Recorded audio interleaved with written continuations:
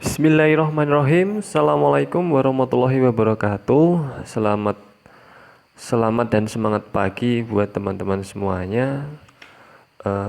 Alhamdulillahirrabbilalamin. Wassalatu wassalamu ala israfil anbiya'i wal mursalin wa ala alihi wa ashabihi ajmain amma semangat pagi teman-teman semuanya. Pertama-tama wajib saya rasa kita panjatkan puji syukur kepada Tuhan Yang Maha Esa karena kita masih bisa diberikan nikmat sehat utamanya, sehingga kita masih bisa menjalankan aktivitas kita sehari-hari begitu teman-teman semuanya. Pada kesempatan kali ini kita akan belajar tentang kode emergensi. Kalau di rumah sakit itu memang ada beberapa kode-kode emergensi yang digunakan untuk memberikan kode utamanya untuk bagi seluruh penghuni rumah sakit, untuk tenaga kesehatan dan lain sebagainya. Langsung saja, ada beberapa istilah kode teman-teman. Yang pertama ada kode red, kode blue, kode pink, code black, code brown, dan code orange. Di situ ada beberapa yang kami contohkan. Yang pertama adalah kode red. Coba kita kode red itu adalah untuk kode untuk adanya kebakaran teman-teman. Misal kita bayangkan saja kalau ada kebakaran, tenaga kesehatan berteriak kebakaran seperti itu, mungkin pasien, pengunjung semuanya akan panik, makanya memakai kode red. Kita akan bahas satu persatu teman-teman semuanya. Yang pertama adalah kita awali dengan kode blue dulu.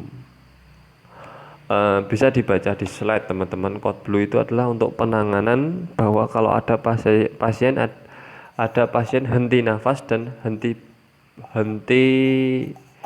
jantung. Tidak harus pasien ini teman-teman semuanya, bisa pengunjung, bisa tenaga kesehatan yang lainnya atau apa.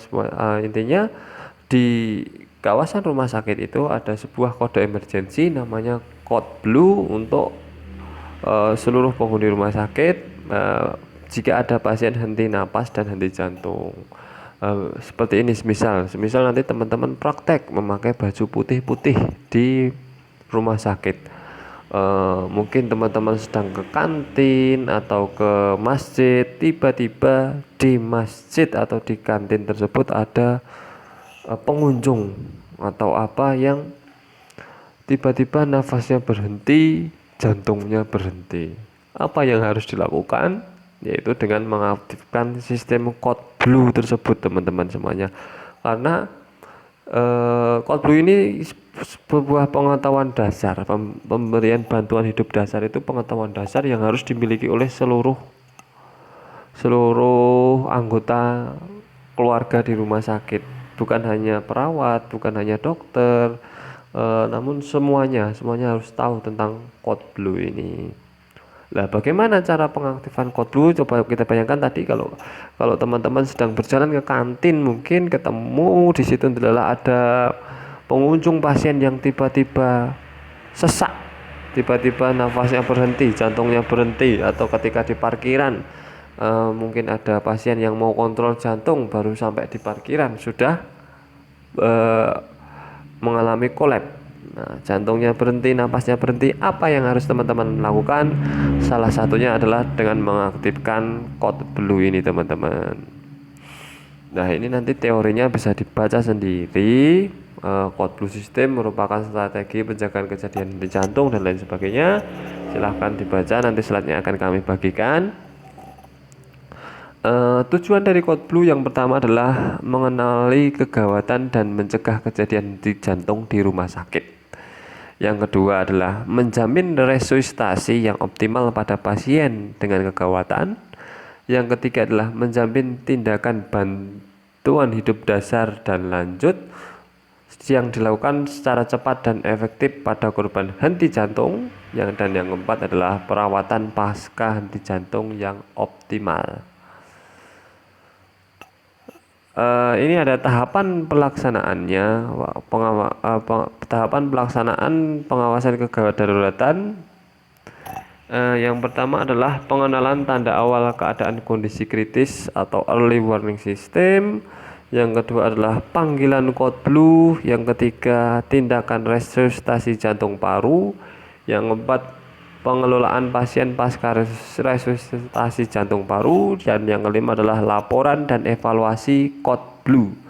Di sini kan yang kita lihat adalah bagaimana cara komunikasinya, bagaimana cara mengaktifkan sistem code blue ini, gitu kan ya. Kalau masalah henti jantung, henti napas, nanti mungkin akan lebih dipelajari lebih dalam di materi keperawatan gawat darurat. Teman-teman semuanya, seperti kita tahu kenapa sih code blue, penanganan henti jantung ini perlu sekali dilakukan, karena orang yang dengan henti jantung, henti nafas itu waktunya sangat cepat sekali. Ada yang bilang lebih dari 8 menit, ada yang bilang 10 menit, ada yang bilang bahkan 4 menit. Itu otak itu sudah mengalami kerusakan yang irreversible. Artinya tidak bisa diperbaiki kembali ketika jantung berhenti, nafas berhenti. Karena ketika jantung berhenti, nafas berhenti, tentunya suplai oksigen ke otak juga berhenti. Dan itu tidak bisa nunggu lama-lama. Responnya harus, kalau dari buku yang saya baca itu saya lebih menganut ke 6-8 menit. Tapi ada juga yang bilang 4 menit juga ada. Ada yang bilang 10 menit juga ada. Karena seperti kita tahu ya, kalau dulu di SMA mungkin kita di pelajaran biologi kita juga sudah belajar bahwa kematian itu menurut tenaga kesehatan itu ada 2. Yang pertama adalah mati klinis. Mati klinis itu dinyatakan mati apabila pasien itu sudah henti napas dan henti jantung. Waktunya itu 6-8 menit setelah berhentinya pernapasan dan sirkulasi. Lah, di kematian klinis ini masih reversible, teman-teman.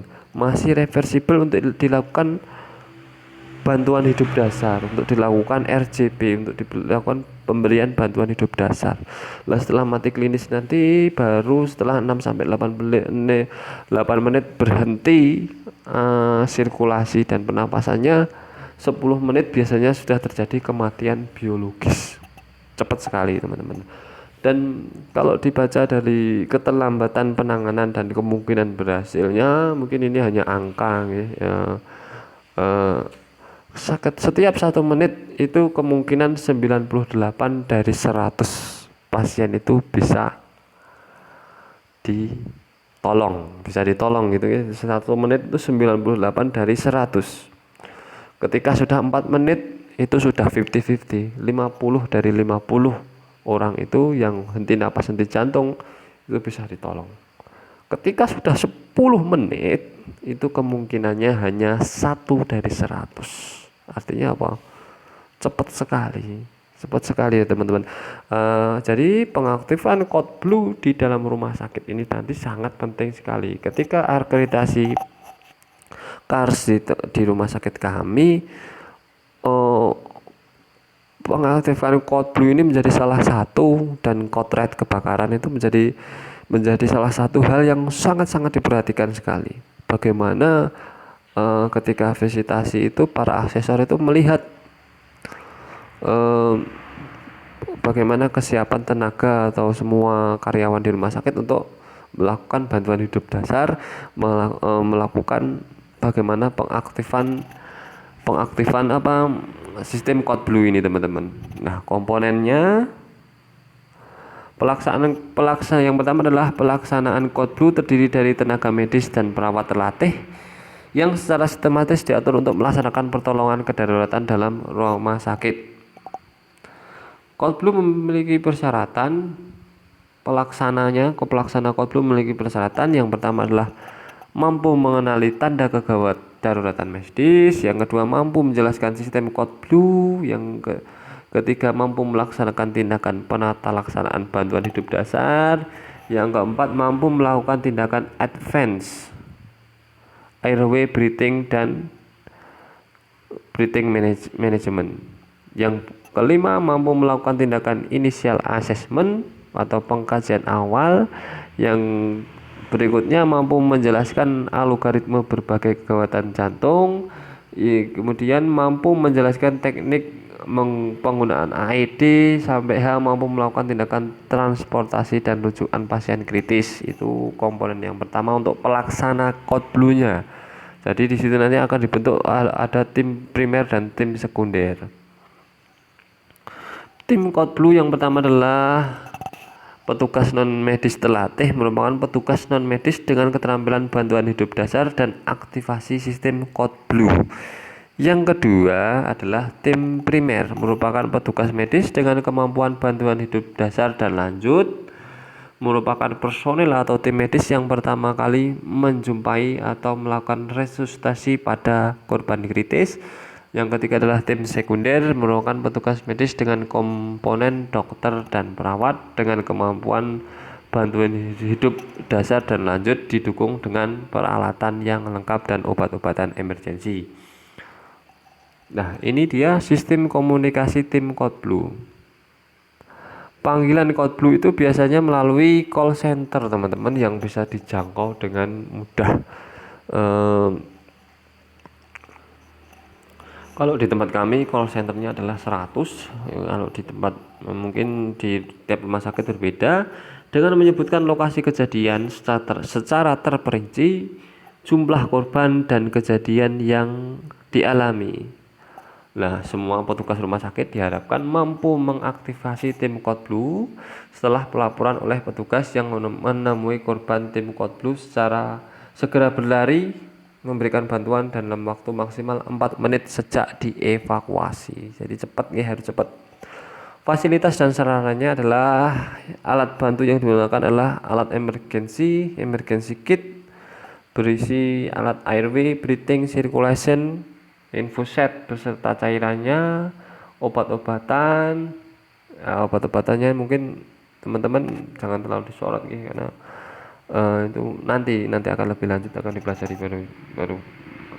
Kemudian ada alat kejut jantung dan beberapa alat lainnya. Nah, untuk sarana transportasi untuk pemindahan pasien ini adalah bisa untuk berangkat, ada long spin boat, scope stretcher, dan alas resusitasi. Yang perlu diperhatikan bahwa saat kita memberikan bantuan hidup dasar pada RJP, resusitasi jantung paru, itu adalah alasnya tidak boleh empuk, teman-teman. Alasnya harus datar. Kemudian long spin board itu jika kita mau mengevakuasi pasien dengan curiga patah tulang belakang. Nah, ini kemudian kriteria aktivasi sistem sekunder pasien henti napas atau henti jantung, terutama untuk kasus di mana angka harapan keberhasilan tindakan resusitasi jantung paru itu tinggi untuk reversible tadi, untuk pasien-pasien yang masih dalam kategori mati klinis 6-8 menit, belum terjadi kerusakan otak yang irreversible, tidak bisa kembali, ya, dia masih dalam keadaan reversible.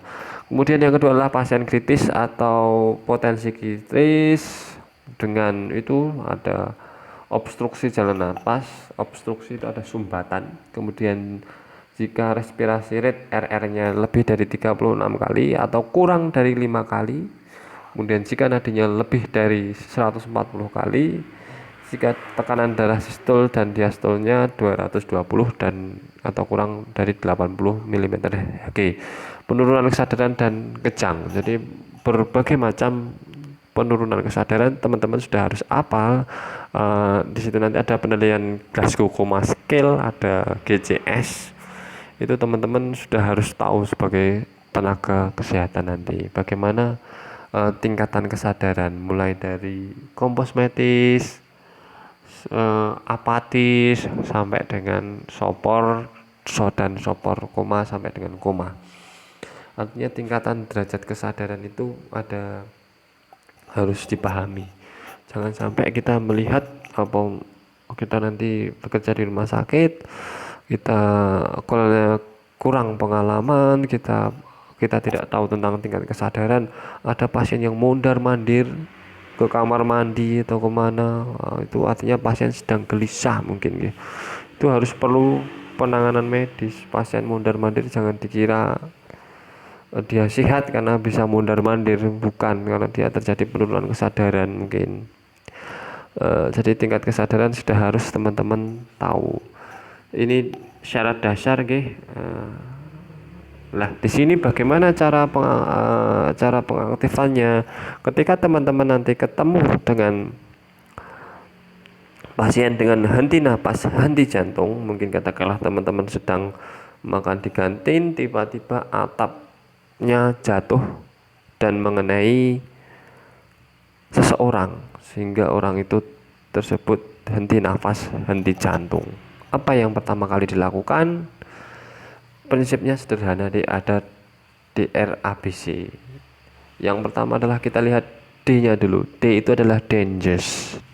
Dangerous-nya ini bukan dangerous untuk pasien saja, tapi dangerous untuk penolong. Kita yang berada di lokasi itu nanti harus aman dulu, aman penolong, aman yang ditolong. Lokasinya kita amankan. Yang kedua adalah kita cek respon, kemudian segera berteriak minta bantuan. Cek responnya itu tentunya dicek dengan nafasnya dan nadi karotisnya. Ada enggak nafasnya? Ada enggak nadi karotisnya masih berdenyut enggak? Jika perlu bantuan hidup dasar, segera aktifkan sistem code blue.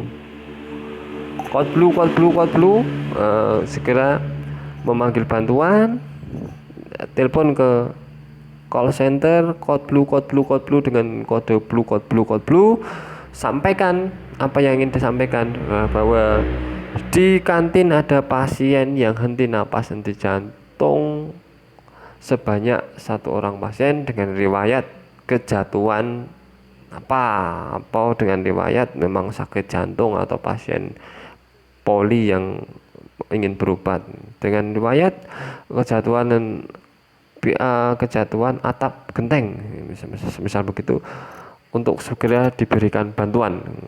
Code blue, di kantin atau di kantin sebelah mana ada pasien yang perlu bantuan hidup dasar dengan riwayat sebanyak 1 orang pasien dengan riwayat kejatuhan atap genteng. Langsung telepon, nanti tenaga non medis ataupun tenaga medis yang terdekat akan segera merapat. Kalau di rumah sakit kami terbagi menjadi beberapa wilayah untuk code blue ini. Jadi yang pertama adalah ada wilayah IGD, itu daerah sekitar IGD yang terdiri dari ada daerah rawat jalan karena dekat IGD dengan rawat jalan, kemudian ada wilayah sekitar perkantoran, kemudian wilayah yang kedua ada wilayah ICU di tempatnya, dan yang ketiga adalah wilayah rawat inap. Jadi pembagian itu sesuai dengan pemetaan rumah sakit. Kalau diperhatikan teman-teman juga sudah harus tahu bahwa bangunan rumah sakit itu ada standarnya, bahwa misal IBS itu kalau teman-teman lihat itu selalu berada di tengah. Kenapa instalasi bedah sentral itu selalu ada di tengah? Karena dia ketika mau minta darah ke bank darah dekat, mau transfer ke ICU cepat, mau transfer ke bangsal juga dekat. Jadi IBS itu berada di tengahnya, atau bagaimana bangunan ICU itu juga layaknya juga harus ada di tengah, karena seluruh unit itu selalu menyokong. Itu teman-teman semuanya. Yang kedua adalah code red. Code red itu adalah kode untuk kebakaran, dimana jika terjadi kebakaran, setiap tenaga kesehatan atau penduduk rumah sakit itu tidak boleh kebakaran, berteriak kebakaran seperti itu, akhirnya akan memberikan kepanikan. Akhirnya ada yang namanya code red, kode merah untuk kebakaran. Silakan dibaca sendiri definisinya. Nah, di situ sudah terbentuk teman-teman semuanya.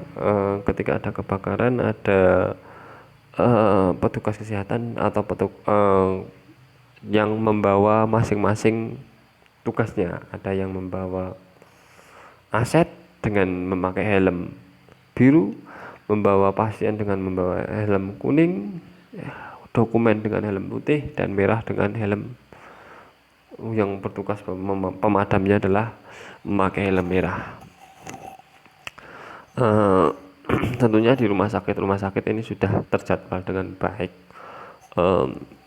untuk kode bencana kebakaran ini teman-teman. Eh, ketika terjadi kebakaran, mungkin teman-teman di kampus itu seringkali Pak Fajar itu memberi ada pelatihan kebakaran dari pelatihan penggunaan apa dari damkar, beberapa kali ada. Nanti kalau ada, ayo dong diikuti gitu, karena kita kan teman-teman nanti calon penduduk rumah sakit sudah harus tahu bagaimana cara menggunakan APAR. Jadi kalau ada kebakaran, kita tidak boleh langsung berteriak kebakaran. Yang pertama, tidak langsung berteriak kotret, tapi kita cek dulu, dilihat dulu, jangan langsung lari, tapi dilihat dulu, menuju titik lokasi dulu, dilihat dulu apinya itu besar atau tidak. Kalau apinya kecil, segera dipadamkan sendirilah ya. Kalau apinya besar, aktifkan kode red. Mau besar mau kecil, di tempat kami SOP-nya tetap mengaktifkan code red atau menghubungi bagian sanitasi. Kalau kecil sudah bisa dimatikan, kita menghubungi bagian sanitasi agar terjadi evaluasi kenapa kok bisa ada titik api di situ. Setelah kita padamkan dengan APAR sendiri ya, kita hubungi sanitasi agar dicek, atau bagian IPSRS. Kemudian kalau ada kebakaran, teman-teman itu dilihat dulu titik apinya, baru berlari meminta bantuan. Nah, kalau memang kecil ya padamkan sendiri. Yang ketiga adalah code pink, teman-teman semuanya. Code pink itu simpelnya adalah untuk kode untuk di perinatologi di tempat kami. Cara prinsip pengaktifannya sama. Jadi menekan call center. Code pink itu untuk bayi ya, untuk bayi yang diculik atau hilang, seperti di TV itu, bayi sampai hilang di rumah sakit. Code pinknya harus diaktifkan. Ketika code pink diaktifkan, semua akses pintu itu akan tertutup, teman-teman semuanya. Security yang di luar itu akan tertutup. Jadi semua pintu akses di rumah sakit itu akan tertutup, akan ditutup, sehingga tidak ada yang bisa masuk dan tidak ada yang bisa keluar. Setelah itu baru dipetakan, dicari di dalam. Seperti itu kalau di tempat kami SOP-nya. Ketika ada code pink ditutup, semua akses pintu ditutup. Karena di rumah sakit itu kan sekarang sudah modern, tidak seperti dulu bahwa akses untuk keluar masuk itu sudah ada tersendiri. Semuanya sudah pagar tinggi. Ketika code pink diaktifkan, semua akses ditutup. Kemudian kode black itu untuk ancaman bom. Saya rasa ini jarang sekali dan kami belum pernah mengalami untuk code black ini, mudah-mudahan tidak pernah ya. Tapi ini sudah disiapkan jika ada ancaman, tidak harus bom, juga bisa ancaman orang bersenjata dan lain sebagainya. Kemudian ada kode brown untuk memindahkan korban dari daerah bahaya ke area ruangan, ya, kemudian titik kumpul dengan tanda peringatan kode brown. Jadi untuk kalau di rumah sakit ataupun di gedung-gedung itu pasti ada assembly point, itu adalah titik kumpulnya dengan mengaktifkan kode brown. Kalau kode orange itu kondisi bencana eksternal. Ketika ada bencana eksternal atau kejadian bencana di luar, kode orange itu selalu diaktifkan sehingga bagian IGD itu sudah siap untuk menerima pasien, atau mungkin ada kecelakaan dan lain sebagainya, kecelakaan yang melibatkan banyak orang ya, melibatkan banyak korban. Kode yellow untuk menyelamatkan setiap orang dari kondisi bencana emergensi internal. Kalau kode yellow ini untuk internal. Jadi itu teman-teman, ada beberapa kode, ada 7 kode yang harus teman-teman pahami, yang sering sekali kita jumpai nanti ketika teman-teman di lahan. Yang pertama adalah kode red, bagaimana cara penanganan kebakaran, bagaimana mensimulasikan kebakaran. Yang kedua adalah code blue. Code blue ini Ketika saya bekerja di rumah sakit, beberapa kali saya pernah mengalami Code Blue ini aktif. Namun memang bukan pengunjung, memang pasien sendiri, pasien di bangsal. Gitu teman-teman, ada yang di-sharingkan, ada yang ditanyakan, mungkin nanti kita bisa sharing di chat grup WA nggih. Ini nanti mohon maaf apabila ada tutur kata yang kurang berkenan. Bila taufiq walhidayah, wassalamualaikum warahmatullahi wabarakatuh.